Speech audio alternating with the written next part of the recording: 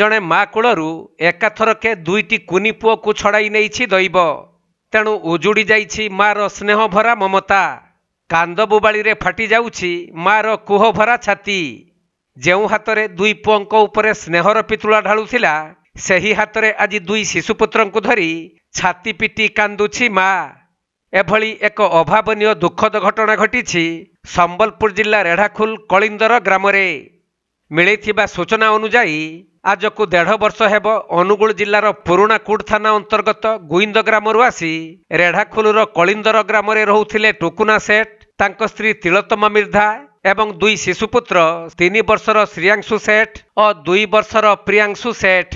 4 जन को नहीं एक सुंदर परिवारटीए गढ़ी टुकुना और तिलोत्तमा दुहे कलिंदर गाँव में चिरंजीवी प्रधान कुकुड़ा फार्म रे रही जगा रखा काम करुथिले। तेबे आज कुकुड़ा फार्म रे बापा टुकुना काम करुथुबा बेले माँ तिलोत्तमा शनिवार बजार को परिबा सामग्री आनिबा पई जाइथिले। एही समय रे तांकर दुई शिशुपुत्र फार्म निकट एक पोखरी पाखरे खेलुथुबा समय रे पानी भितर को चली जाई पानी रे बुड़ी जाइथिले। तेणु सेमानकु बहु खोजाखोजी करिबा परे जणे पुओ पोखरी पानी रे भासुथुबार देखि टुकुना ताकु उद्धार करिबा सहित किछि समय परे सेही पानी भितरु पुणी सान पुओ को पाइथिले।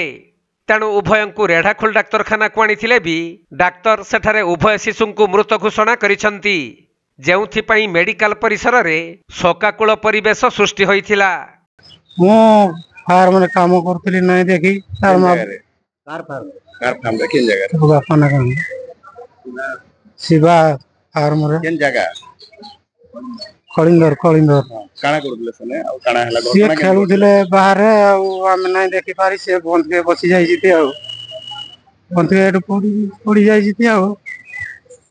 हम नै देखि पाइलो खोजा खोजी सब बाटे करलु नै पाइलो बड़ पिला बासु पिला देखिलु जे फेर बुड़ी की सांटा हुआ कइलो आ केतोलो घटना एटा अपन केंदी जाने अपन ए 9 की 10 भीतर आ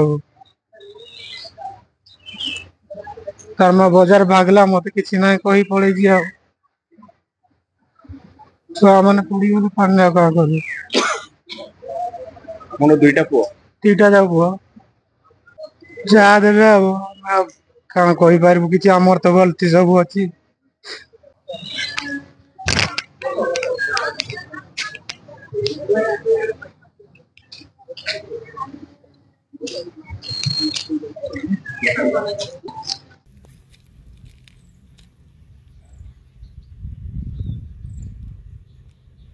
संबलपुर जिल्लारू विनोद कुमार सेठी रिपोर्ट कोणार्क लाइव।